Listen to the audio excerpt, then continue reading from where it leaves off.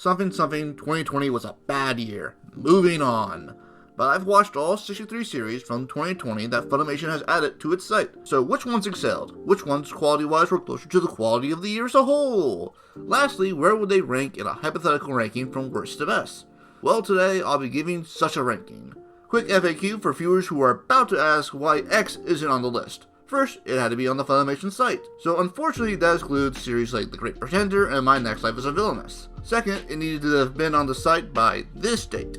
So if you're watching in 2023 and asking why Y wasn't in the ranking, then it probably wasn't there yet. Third, I'm only looking at content released by this point, so the seasons released after that date will not be considered for their ranking on this list. Fourth, these rankings are based on my opinions, and if you disagree with them, that's fine. Leave a comment on why you think Z should be higher or why Q should have been lower. Additionally, just because I don't like a series you enjoy, doesn't mean you aren't allowed to enjoy that series. I'm glad that you were able to enjoy it. Lastly, if you're going to ask why Higurashi wasn't on this list, I didn't want to hold the video up just because I haven't sat down to watch 3 anime seasons or played 9 visual novels, so I can catch the nuanced changes for this sequel. But let's get started with number 63. Number 63, Plunderer. Admittedly, Plunderer is a bit more technically sound and has a stronger premise than some of its peers at the bottom, but it finds itself at the bottom because it's simply just too rapey in my eyes.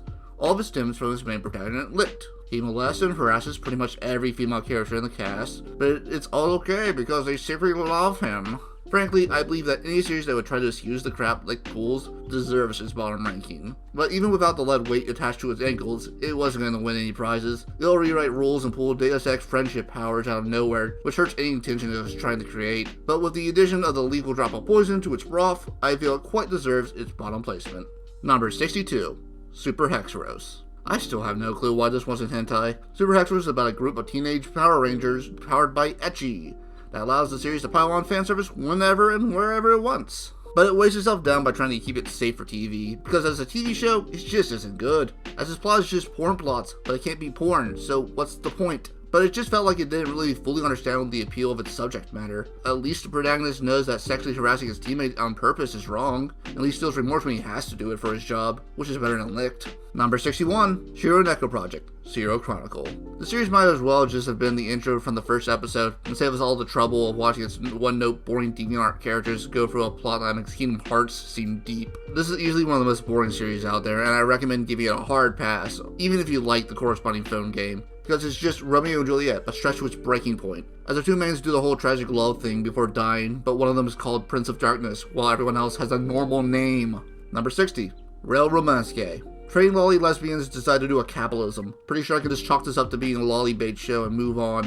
Why is this getting a second season? Number 59, Nekopara. The main issue with this one is the source material. The series is based on a porn game, and it's really hard to separate the anime from the game, especially knowing the fate of this poor little kitten, as she is essentially being raised by this cook's harem of sex slaves. The series wisely leaves that detail out, but I know that fact, and without some significant head trauma, I'm not going to forget that fact. Thus, the series finds itself at the bottom, with the other problematic series, with the only positive being that the whole sex slave thing is left out. But hey, if you didn't know that, maybe you could enjoy this, but you're watching this video, so oops. Number 58, Athena Illusion. On the flip side, Athena Illusion is saved by its concept alone. Magic thieves trying to steal back magic artifacts made by their evil family members, that's a quality concept. But the series fails to develop that concept into a series worth watching, with an annoying protagonist that has all the annoying features of a tsundere, especially the visually abusive parts. Add on top of that being weird about an underage character and wishy-washy writing firmly puts the series close to the bottom. Number 57, Sakura Wars, the animation. This series might as well have been the DLC for the corresponding game, as most of its world building expects you to have played the said game anyway. On its own, it doesn't really do much with its characters. Hell, one of them is only there so she doesn't get fined. The only character that they develop is the new girl that they add to the team, and you know what, I won't mention the whole gothic Lolita stuff, but the mech fights aren't all that fun, and for a mech show, that means a lot. Given the series also doesn't look good either, it's finding a lot of nails in its coffin. Number 56, Drop Idol Fruit Tart. Drop Idol is a comedy series poking fun at idols and idol series, but falls into that classic issue of performing satire/parody of idols without the clarity of purpose and target. Instead, just doing the classic joke of haha, idols being lesbians. Also, since we're anime girls, all need to be weirdly fetishistic. We'll cover a series that does this much better, much further into the rankings, but the only positive is that there's okay music, but I don't think it's enough to raise the series out of the toilet. Number 55, Tamayomi. I'm a sucker for sports series, even if it's super basic, but this series is just too ugly. There's no better way to put it. But I enjoy its story, and that's at least something. Shame it has the worst animation among its peers, or it could have found itself out of the bottom 10. Number 54, 22-7. 22-7's biggest sin is just having poor animation. The Idol series, in my opinion, is carried by its visuals and audio. So while it has some alright songs, its ugly 3D animation takes you out real quick. And for me, it just ruins my time with the series. This series is also a firm believer that the easiest way to make you care about a character is just to give them a 1 episode long sad backstory instead of, giving them actual character arcs that mix and carry over from episode to episode. Number 53, Magatsu Opening Act. I didn't feel comfortable putting a series I didn't finish in the bottom 10, but right outside of the bottom 10 is fair game, as the series is just too boring. A comedy about duo comedy in a style very popular in Japan might be interesting to watch for some, but for me, as an American viewer, it just didn't translate overseas. Is that fair to the series? No, but it is the only series I actually dropped this year, and that has to mean something. Number 52, The Day I Became a God. This is probably the place I'm going to get the most pushback on, but I just find the series to be an unfocused mess. It has issues with the age gap between characters, resolving plot points, and keeping characters consistent with previous writing. I also find the last bit of the series quite infuriating to watch, so in my opinion, this series is bad. Number 51, Listeners. Probably my biggest disappointment of the year, Listeners had a great idea. Rock and roll aesthetic mixed with mechs, but it makes one fatal error. It doesn't mix in the music part of this music aesthetic. Sure, one of your characters is just Prince, and whose floating island is themed around him, but that's just set dressing, and you still need to put the performance in. These mechs should be blasting their music themes, and their clashes should be a mix of the two genres. And in my issues with this story, with it just dropping storylines, I feel it's fair to say that the series is bad and deserves its placing right outside of average.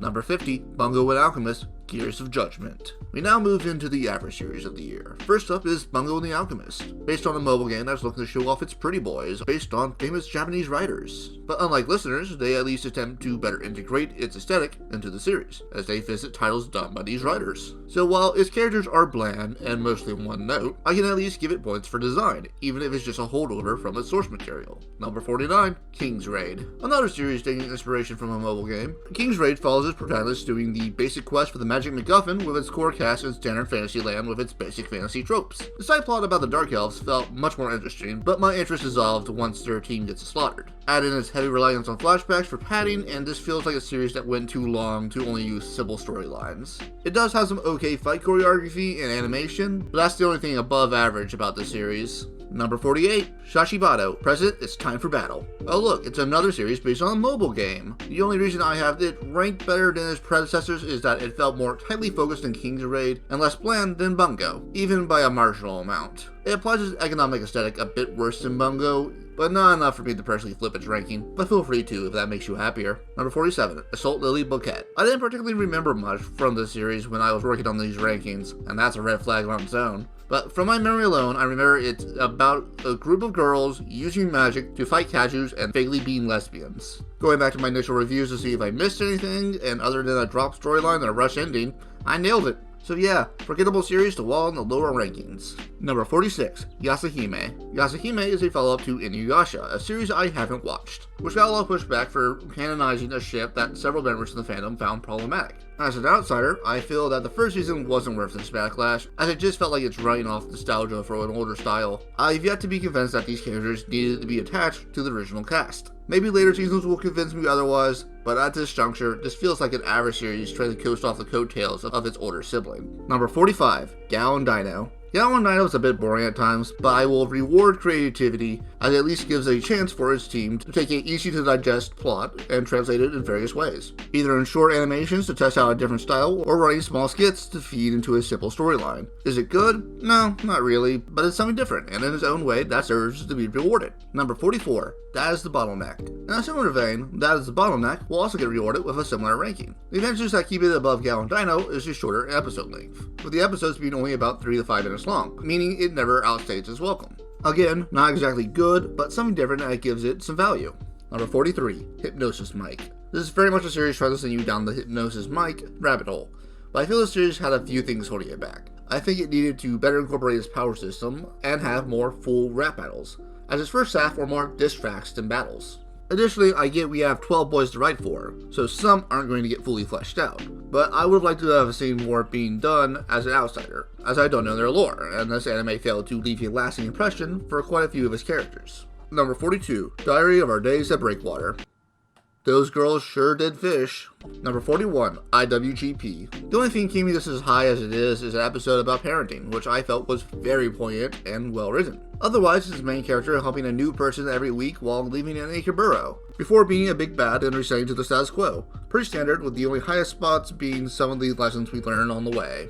Number 40, number 24. One part sports series, one part BL. Strong visuals, but let down by choosing not to focus on what part it wanted to be. As sport fans will think there is too much time being spent on the BL for a 12-episode rugby series, and the BL fans will think there is too much rugby in my 12-episode BL series. But these two parts are at least okay, but could have been better if it focused on one. Number 39, Our Last Crusade, or The Rise of the New World. This is somehow getting a second season, and even though it's basic Romeo and Juliet trying to end fantasy racism, I somehow like some of its characters, and it has some okay fights. While not deep, it at least knows where it's going, and that's worth something, I guess. Number 38, Kuma Kuma Kuma Bear. Person gets isekai'd into her favorite VR MMO, and is overpowered, but she has to wear a bear onesie. Everything's pretty standard, and there's a through line about found family. Next! Number 37, Warlords of Siegfriedia. Magic girls versus Norse gods, but they pilot World War II era warplanes. The pros, an interesting villain, and Odin driven insane by the loneliness as he's the only god who survived Ragnarok, as well as decent design and visuals. Cons, too much fan service, and a less than robust magic system. Final rating, 37th place. Number 36, Sorceress Stabber Orphan. Orphan is a remake of an older series, and it definitely feels like it. I do think his core plot is good. Basically, Orphan has to clean up the mess he made by letting his insane sister on the loose, after breaking her curse. His characters could use some work, as Orphan is carrying them at the moment, and he's not winning any prizes either, but it's mostly skating by at the moment by not doing anything horribly wrong. We'll see how my opinion fares once I watch the second season. Number 35, Adashi and Shimura. Sure, it was an intro to a love story. Shame you spent too much time on all these extra steps. The alien didn't need to be in the series, and it wastes his time by being there. But hey, lesbians, and if you need some sapphic content, it's there. But it feels like it's very slow paced, and until a second season is announced, probably not a high need to watch it. But the content is fine, I guess. Number 34, Uzaki Wants to Hang Out. It's fine. It's a opposite attracts rom-com. Rather standard about it. It really only got a brief spotlight because there's a discourse over its character designs of the leading lady, because she has big ass tits and looks younger than she actually is. The jokes with the mother are actually bad though, but it's fine. Number 33, Lab is Relight. Idol series about fantasy magic girls in an all-girls school who are also idols because performances create mana or something. The animation's fine, the songs are good, and while the characters are paper thin at times, they're mostly fine. The highlight issue of its last bit, as it felt very forced to separate the main girls from each other so they can get back together to save the day. Number 32, Akadama Drive. Probably one of the best looking series on the block. This series has a very good use of lighting. See the brawler fight for examples of that. So while the story's a bit of a mess and its overarching themes are not fully developed, it's a fun, mindless watch. Number 31, Glypnir. Glypnir is a story of two parts. It's an unnerving psychological thriller and a dumb shonen power brawl. While I much prefer the former, even if I find the whole living suit thing very gross, the powers have its own merit, turning the users into monstrous versions of themselves. We'll have to wait to see if the second season develops this concept more, but I have a few issues with its plot, and its ending is in a desperate need for that second season. Number 30, Darwin's Game. Darwin's Game is a big stupid death game action series, but it's enjoyable for what it is. It may not be visually stunning as Akadama Drive or thrilling as Glypnir, but I believe it balances its story better than Akadama and wraps up the first season cleaner than Glypnir, while having a neat power systems with its sigils. It has quite a few decent fights as well as a fun nut job for its first arc's film. Perfectly fun, and I wouldn't mind another surfing, but not actively seeking out another surfing. Number 29, Id Invaded. Id Invaded would have gotten a higher rating if it didn't drop the ball on that back half, but it definitely has some highlights. I was interested in those main characters for the first half, and it crafted some interesting world and enigmas for our mental detectives to solve. It unfortunately drops the ball on its main villain and the development of Hanomachi, but the series has its own charm and could enthrall a watcher. Number 28, Infinite Dendrogram. I may get some pushback for putting this one as high as it is, but if Id Invaded is weighed down by its second half, this ID is saved by its second half. Infinite Dendrogram is another series tackling the VR MMO genre, but features the question surrounding its NPCs and whether they deserve the same rights as players. Unfortunately, this question isn't given the time it needs, and wishy-washy writing leaves Ray Sterling, the main character, flat as cardboard. But luckily for it, the first arc's main antagonist is so much fun. Franklin is a blast to watch, even if they're the absolute worst. This arc is probably tinting my glasses rose, and if its evil plan was to steal a few spots in the ranking, it has unfortunately succeeded. Number 27, A3. A3 is another series trying to sell its mobile game, with a slew of pretty boys, but I think it does a much better job than Hype Mike or Mungo and the Alchemist in giving this boys some character. I specifically tapped the summer and fall troop for doing it the best, which balances spring having to spend time for the setup, and winter's tighter focus on the story between two of them, which felt a bit flat for me. Of the four troops, fall is probably the best, and if I was more into men, I could probably see this one being a bit higher. Number 26, Uchitama, Have You Seen My Tama? Uchitama is the average fine series that I compare all other series to. Easily digestible, very cute with its animals, and very wholesome. The perfect fine. So anything below this and above that is a bottleneck, ranges from a 5.5 to a 6.5 on my scale, aka average to yeah, it was alright. While anything above this and below number 18 ranges from a 6.5 to a 7. aka that was alright to good.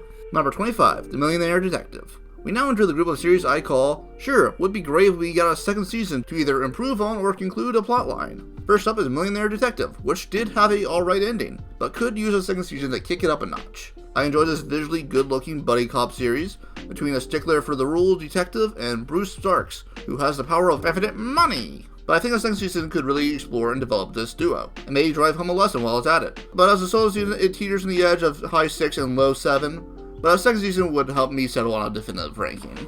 Number 24, Magatsu War. I wasn't expecting much, but Magatsu War overperformed in my eye. I like the dynamic between its two leads, and it shows a lot of promise, if we get the reveal that their two tragedies are more linked than they know. Of the series I want another serving of, this is the series I think is least likely to get one, but it left me wanting more, and for overgrown trailer, I believe that is mission accomplished. Number 23, Talentless Nana. A bit of a guilty pleasure for me, but damn it, I got hooked hard by the flair of which this protagonist pulls the wool over her classmates' eyes, as she methodically and without mercy eliminates her superpowered classmates one by one. Maybe this is filling some niche left over from my time with Danganronpa, but I want some more and will hopefully be getting some more soon. Number 22, Heaven's Official Blessing. A Chinese series about a god and a demon king coming together to form a gay couple. Still early on in its romance, but shows promise and has a chance to tell an interesting story. Hopefully that second season pans out that way. Number 21, Machia Records. Rounding off the it showed promise but would need another season, hopefully with a conclusion to finalize an opinion, is Machia Records, a series based on the mobile game from Madoka Magica. It seems to be playing with her expectations and previous knowledge of how the world works, as well as returning characters, while also developing a new team of magical girls that it may or may not kill. It was well animated and creative, but it ended too close to that ball drop moment for me to be confident in saying how high it will bounce to give it any higher ranking. Number 20, Wandering Witch, Elena. We now enter the top 20. Even though I do like some of the series below this title more, I believe Elena deserves this spot for telling a good, self-contained story about a particular character exploring the magical world around her. From the bustling to the barren, from the happy to the sad, Elena gets the full course and allows its writers and world builders to flex their muscles as they create interesting lands that tell interesting stories, all coming together in one final self-reflective episode. So while not the series I had the most fun with, it dotted its I's and crossed its T's and earned this spot, which it will hold until one of the 5 below either gets a definitive conclusion or a good second season. Number 19, Asteroid in Love. My biggest issues with Asteroid in Love is the fact that it didn't progress on the main pairing as far as I would like, given how much they were teasing and hinting at it, and the fact that love is in the name. But I like its sidecast and I enjoy the science-based shenanigans. Pretty much girls being cute but earth science flavored, so make of it what you will. But for me, it's good enough to crack the top 20. Number 18, Moriarty the Patriot. Moriarty the Patriot puts a new and interesting twist on the rivalry between Sherlock and Moriarty. While I do have some gripes and nitpicks with some of the choices they made, I do overall think that it did a lot of good. Similarly to Talentless Nana, I like all the different schemes Moriarty enacts, and while you can see some of it coming, Moriarty reveals his plans with enough flair to make it fun. So if I enjoyed it without being into Sherlock Holmes, I think most should as well. Number 17, D4DJ. Now, for the first of the 3 idol series, I found these the hardest to rank, as coming into the year, idol series weren't my go-to series. Honestly, they still aren't, but I can respect the craft and all 3 were good. But the bronze will go to D4DJ, an idol series that goes for hip-hop and remixes over the normal idol music. Its core group is fine and the music is good, and that's all you really need to make it. I assume the animation style will be hit or miss with some, but it didn't really affect me. It's also the one most in need of a sequel, while the others, who are confirmed to be getting them, were more self-contained in their first season, thus they get a higher ranking. Number 16, Shobai Rock Maishu Reshi. Silver goes to Shobai Rock Maishu Reshi, which focuses on animal-human hybrids for its cast, and shifts focus between 3 bands. I think it probably has the best characters of the 3, with several dedicated arcs for its characters to grow. It's able to hide its weaker budget using a different animation style for its performance, which I can respect, but again, a good idol series. Number 15, Love Live Nishisaki High School Idol Club. To no one's surprise, the gold goes to Love Live, the well-known queens of idol animes. It has strong songs, strong animation, and fine characters, so it checks all the requirements. Again, I'm not super knowledgeable about the genre, so feel free to swap out any of the rankings to your likings. Number 14, Smile Down the Runway. So shonen valor, but fashion design is pretty good. We got a nice core group of rivals, and I like the dynamic between its 2 leads. It is very early in the story, and my score for this series is being limited by that fact. But it shows enough promise to get a higher ranking, as I'm excited to see its leads become the best model and fashion designer. Just make sure to back off that plot armor for the next arc.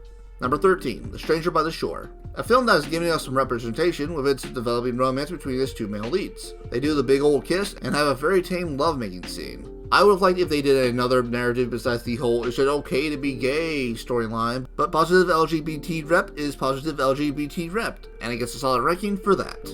Number 12, Toilet Bound Hanako-kun. This series has a lot going for it. It has a very unique art style, and if that art style vibes with you, you will dig the series right off the bat. It has a memorable set of characters of its trio of idiots as they explore Japanese folklore, especially those surrounding spirits. It additionally has an interesting through line with the mystery behind the backstory of the titular Hanako-kun. The only thing that's holding it back is the fact that this is only season 1, and we are in dire need of season 2, which is one thing keeping it out of the top 10. Number 11, Gymnastic Samurai. Gymnastic Samurai almost made it to the top 10, as I like its core story of an older gymnast finally getting his big break to make it big, but I had enough little nitpicks to hold the series back. I think you could have better tied in the rival story to the main, spend a bit more time fine-tuning the animation and the performances, maybe rethink some of the designs of your characters, but I like the dynamic between the father and the daughter, and once again, I like the main story, so while not a top 10 contender, still a good series to watch. Number 10, By the Grace of the Gods. I had a bit of difficulty deciding who was going to get this final spot between this and Gymnastic Samurai, but I decided to go with this surprisingly wholesome series, about a businessman getting reincarnated as a kid and having fun with his slimes. He even figures out how to open a business around them, and some of the humor about him wanting to be a good boss is legit adorable. But the series is looking to create a happy and relaxing atmosphere, and it succeeds in doing that. So congrats, you went from a series I was getting some serious side eyes to making it to the top 10 of the year. Number 9, if my favorite idol made it to the Budokan, I would die. Time to pay off that remark I made in Drop Out Idol, and cover the series that did this topic correctly, as I quite enjoy my time with the series, as it points out the weird stuff that comes with idol culture, with it leading into the fandom around groups, as we follow the story of Verapio, as she stands her favorite member of an idol group, with dreams of seeing her at the Budokan. There's some chemistry between her and her favorite idol, but both are too stuck in their own heads to notice the other's feelings. But it is legitimately funny, and it does well mixing both the good and bad about the culture around idols, as well as have some very good songs to boot. Number 8, Abba Rahman. Wacky races over the continental United States, where they eventually come together to beat a bandit who sees himself as king. It's loud, it's flashy, and appropriately silly at places. It was a blast to watch and easily belongs to the top 10. Number 7, Kashushi Goto. It surprises me how the concept of an ecchi manga writer trying to hide this fact from his daughter can be as wholesome as it is. Kakushi Goto's make or break concept is the relationship between the father and the daughter. It's really heartwarming seeing him trying to give her the best life he can as a single father after the death of his wife. While I do think the cutaways to the daughter finding out when she gets older could have been done a bit better, I think Kakushi Goto tells a good story packed with enough comedy to satisfy.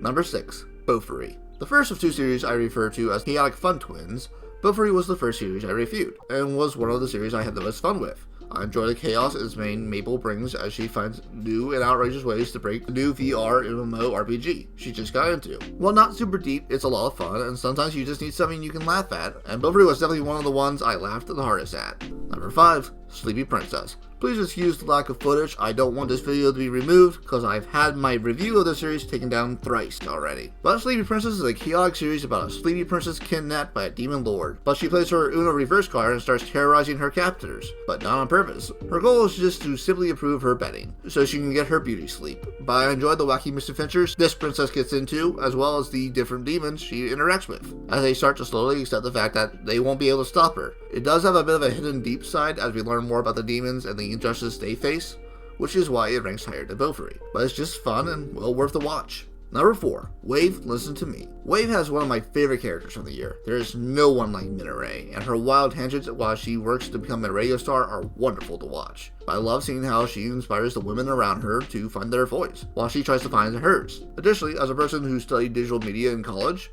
I can appreciate the radio speak and showing the techniques behind capturing audio and mixing it. So feel free to call me biased, but I do believe this is one of the best of the year. Number 3.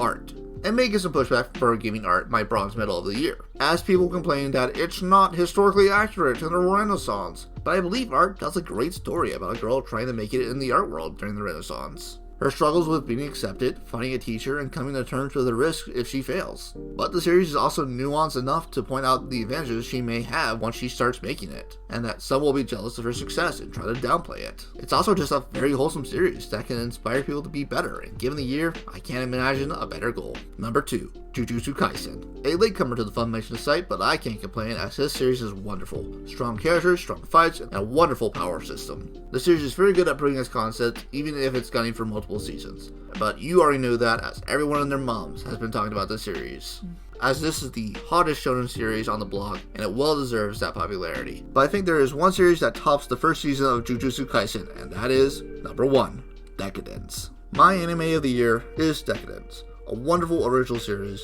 on the barren anime season that was summer 2020. A story about Natsume overcoming her limits with the help of her mentor Kaburaki, showing that she can make it in a world that considers her a bug in the system, an oddity to be ignored, and that is something I really love. The realization that Kaburaki goes through as he realized that the system that writes people such as Natsume off as a bug is broken and needs to be fought and dismantled, as he gives it his all to make sure she's given the chance she deserves. Add in wonderful fights with monsters and lovely mech on kaiju action, and this was a blast to watch. Even though Jujutsu Kaisen may in the future overtake it, Decadence is usually the best one-season story of the year. It told the story it wanted to, and I feel it deserves to be called the best anime of Funimation from the year of 2020.